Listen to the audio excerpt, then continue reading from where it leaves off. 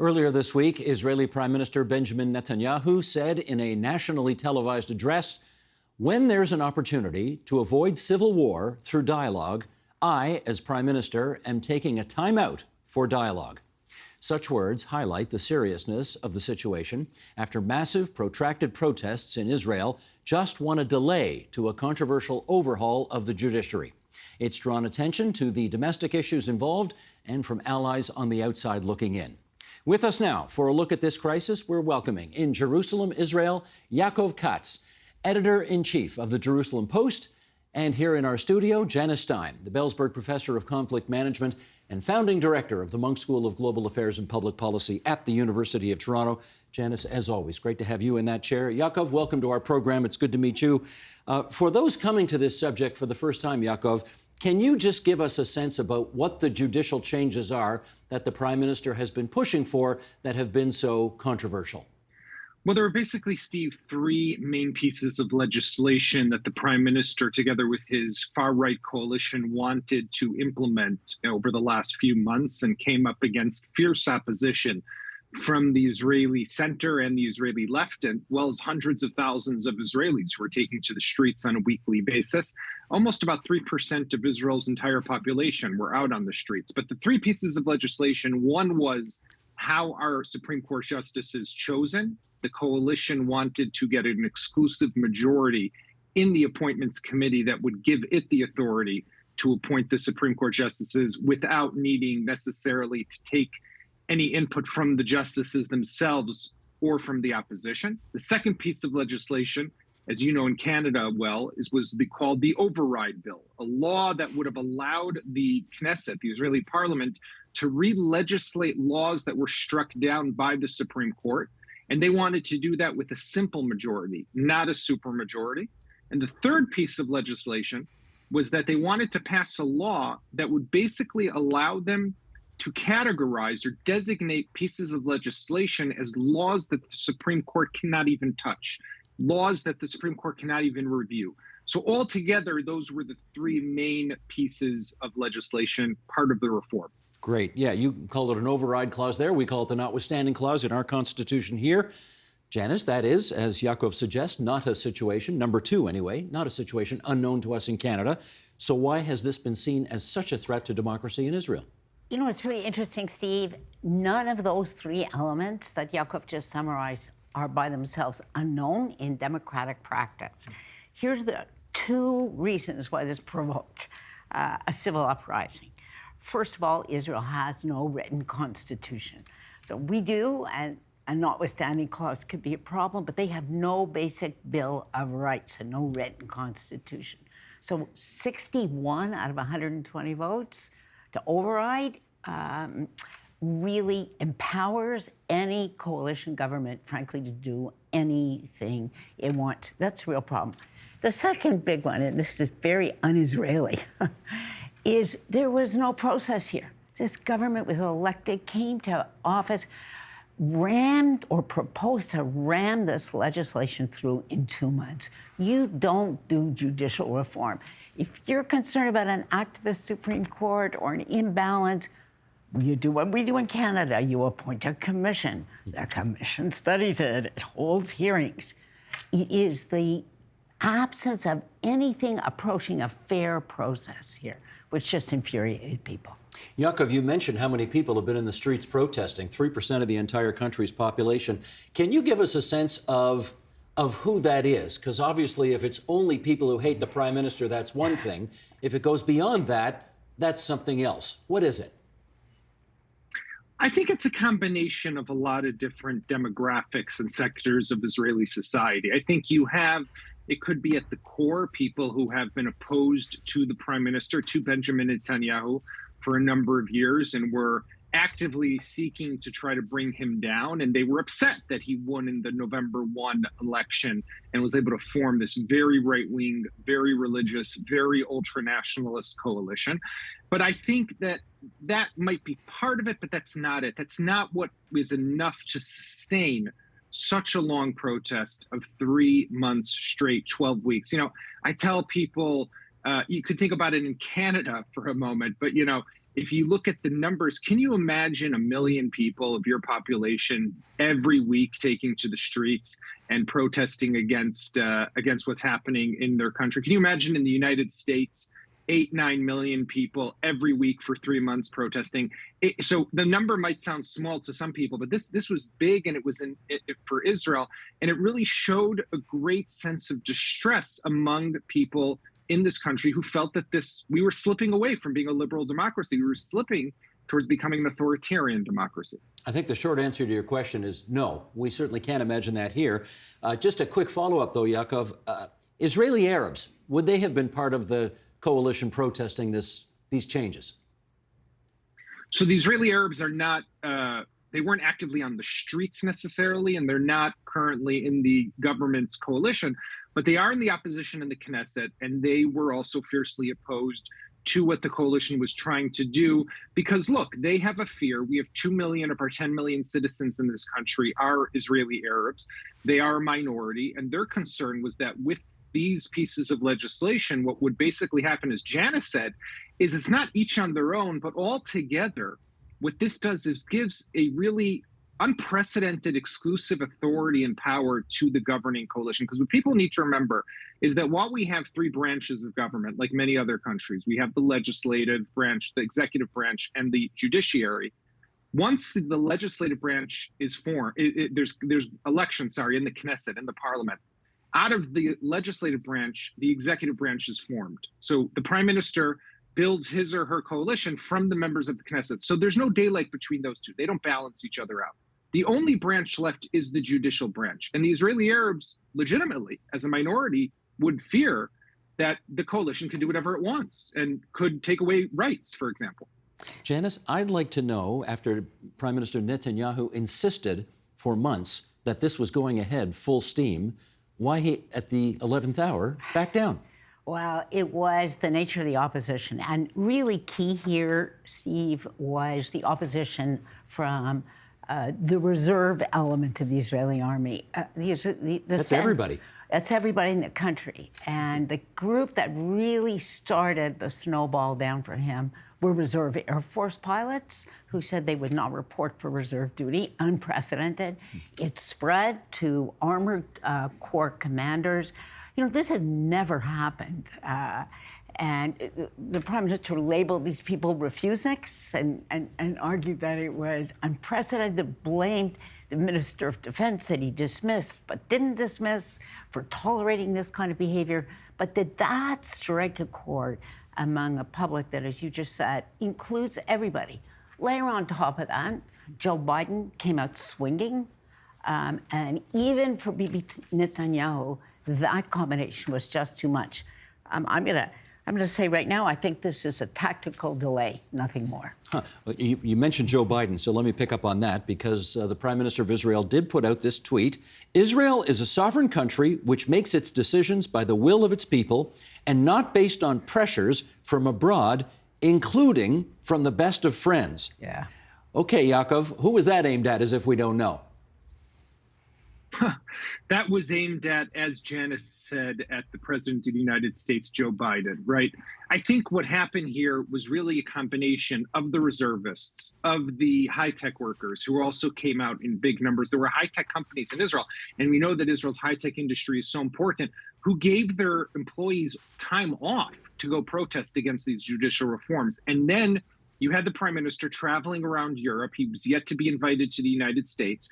He was in Paris, and he was in Rome, and he was in Berlin, and he went to London. And all of these places, heads of state would say to him, Netanyahu, we're concerned with what's happening inside your country.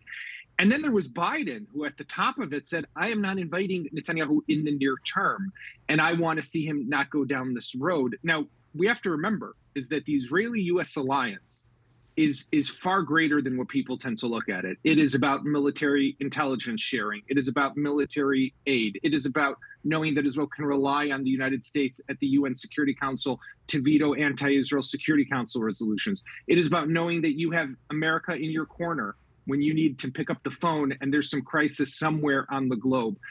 And if you don't have that, if those shared values that the United States views as Israel having have changed, then we might be in big trouble. So altogether, I think Netanyahu got the memo and realized, I got to stop because this is not going in a good place. You know, why he needed the memo is beyond me. This is I just don't get it. This is a prime minister who spent a huge amount of time in the United States. How could he not see this coming, Steve? What about Canada? Has Prime Minister Trudeau had anything to say about this, either publicly or privately? Well, there was. The Minister of Foreign Affairs did talk about how important democratic values are, and they are clearly watching this with concern, Steve. But, you know, for Bibi Netanyahu, there's one government above all that matters here. U.S. Yeah, and really, Joe Biden stepped out swinging here. He went beyond the usual diplomatic niceties. You know, Yaakov, Prime Minister Netanyahu is in a very tough spot right now because, on the one hand, there are so many millions of people who are opposing these reforms that he wants to bring in. On the other hand, he has an even more right-wing flank of his coalition government, which includes the ultra-Orthodox, who very much want to see this happen, and presumably who could topple his government if he doesn't do these reforms. Where's his road forward? I think that is the million-dollar question, Steve. And I think, like Janice said, where was Netanyahu? How did he miss this? Well, I think the answer connects to your question. And Netanyahu today is in a very problematic place. On the one hand, he's facing this very right-wing coalition that wants to change the state of Israel, came with a very strong far-right ideology. On the other hand, he has his trial, right? Let's not forget, the man is on trial for severe corruption charges of bribery, fraud, and breach of trust. So when he is presented with the dilemma of maybe lose your coalition, and then you'll just be like any regular defendant on the bench, or stay as prime minister, but you're going to have to pay the price to your coalition partners, even if it comes at the expense of ripping this country apart at the seams, creating an unprecedented foundation crisis with your allies like Canada, the United States, the UK, and others. Well, survival is always going to be the basic instinct sometimes for a politician. And I think that that's what Netanyahu went back for. So where his path forward, I think now, is to try to reach a compromise, right? He's delayed the legislation until after the Passover holiday and until the Knesset resumes at the end of April, beginning of May. And there's talks going on. The president of Israel is hosting those talks. Can they reach a compromise? Are these talks sincere? That time will tell. But if they can reach a compromise, then I think it's possible for both sides to walk out of this with some, not everyone happy, but also not everyone feeling like they lost. Yeah, I'm much more pessimistic than that. But let me just backtrack for 1 second. You said the ultra-Orthodox in the coalition. It's not only the ultra-Orthodox. It is non-Orthodox, right-wing nationalists who are using this as a battering ram to weaken, frankly, the already weak protection that the Supreme Court has accorded to Palestinians who petitioned the court over and over on a whole set of issues, Steve.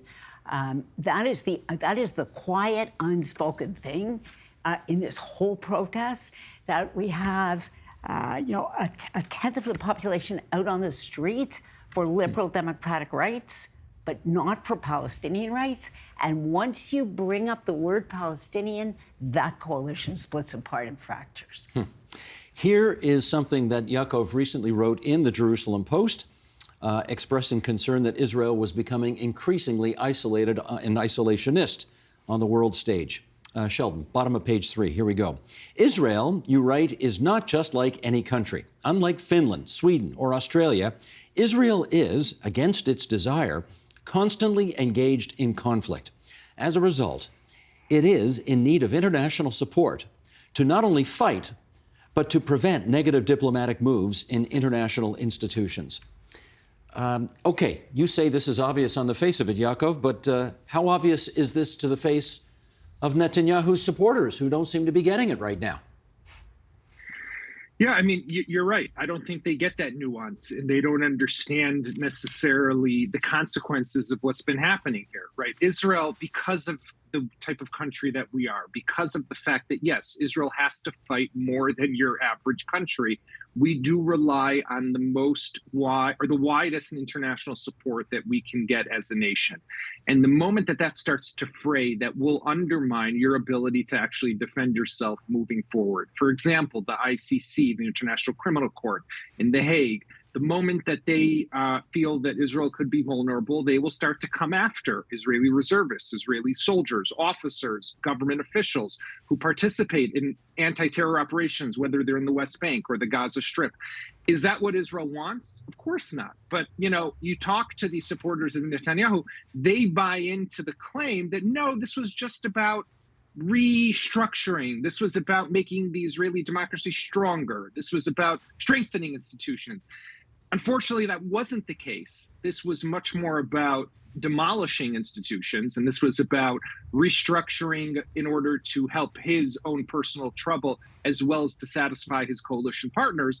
But you're right, Steve, that this was a nuance that a lot of people, I think, missed.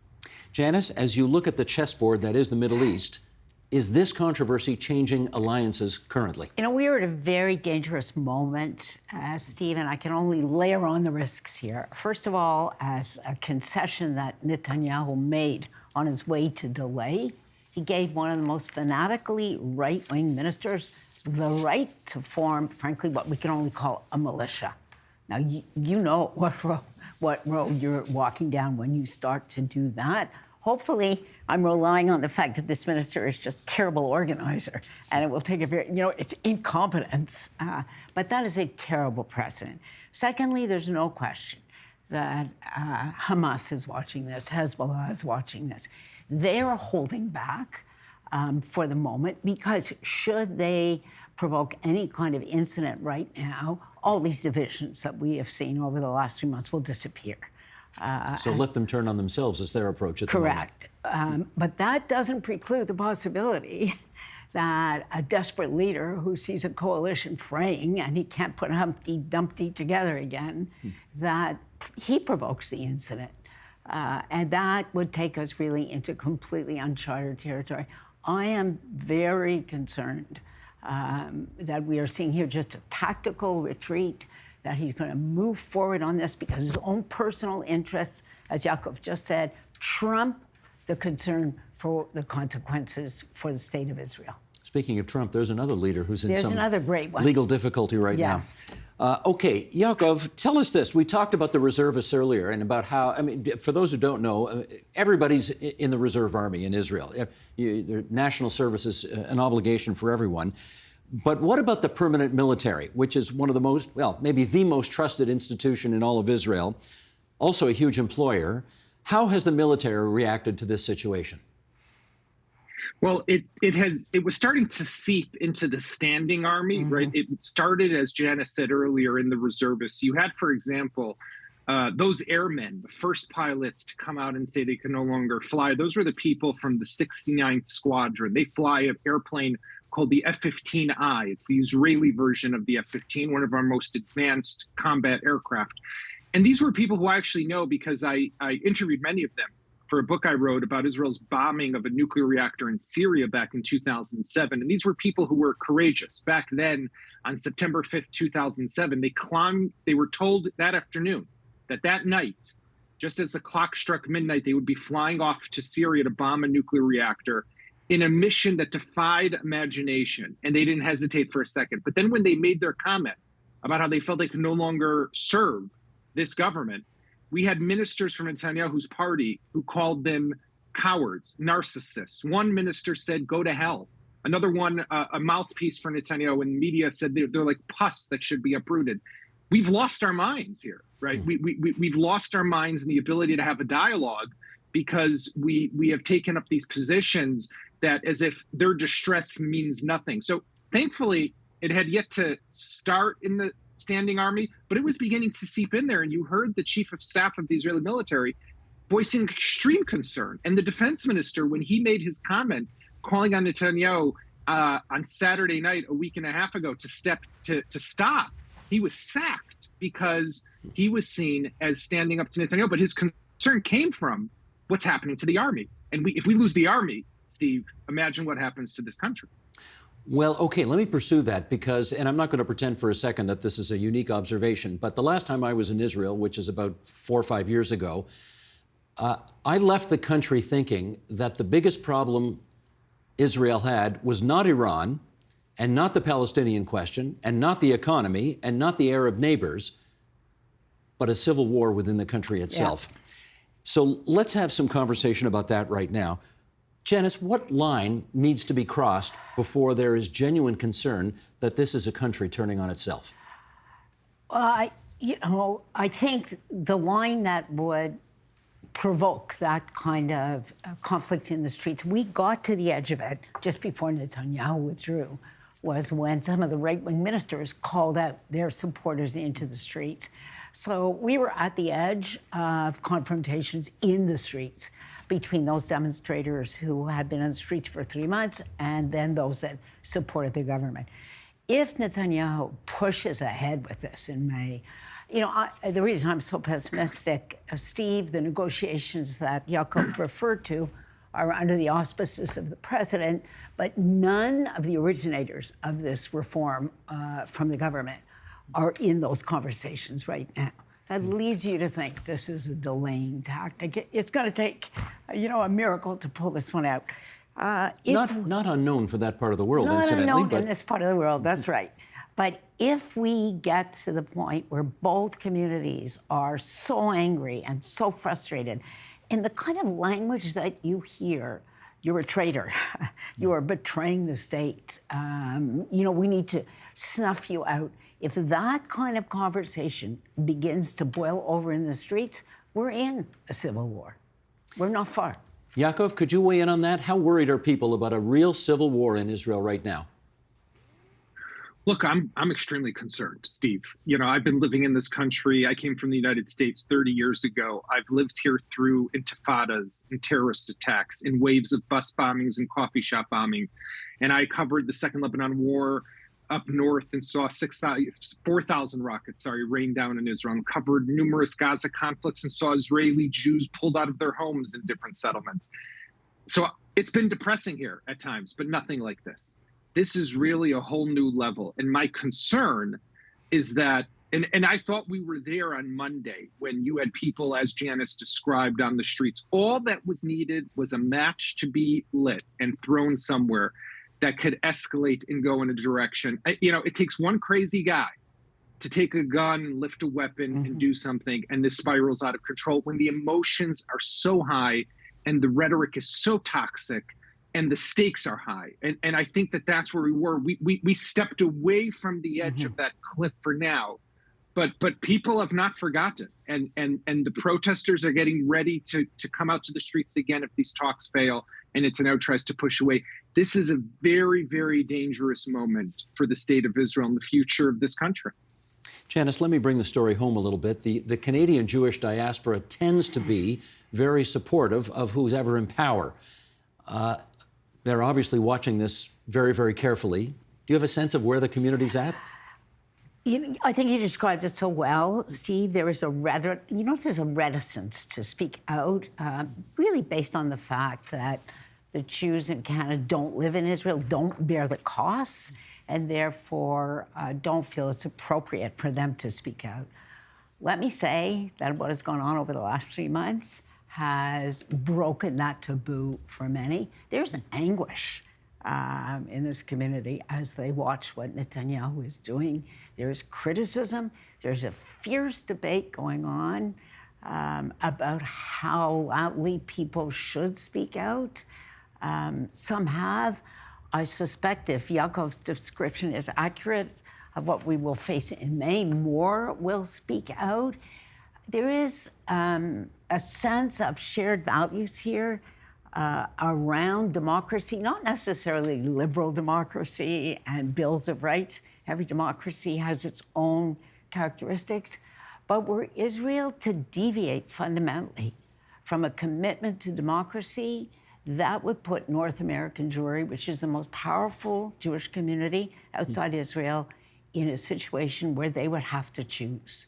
And that is a risk, like coming back to what we talked about earlier, it is to me astonishing that Netanyahu is literate about North America understands this is not a minister who's never traveled outside the country. We have some of those, that he would roll the dice the way he's doing it. There's frankly fury here.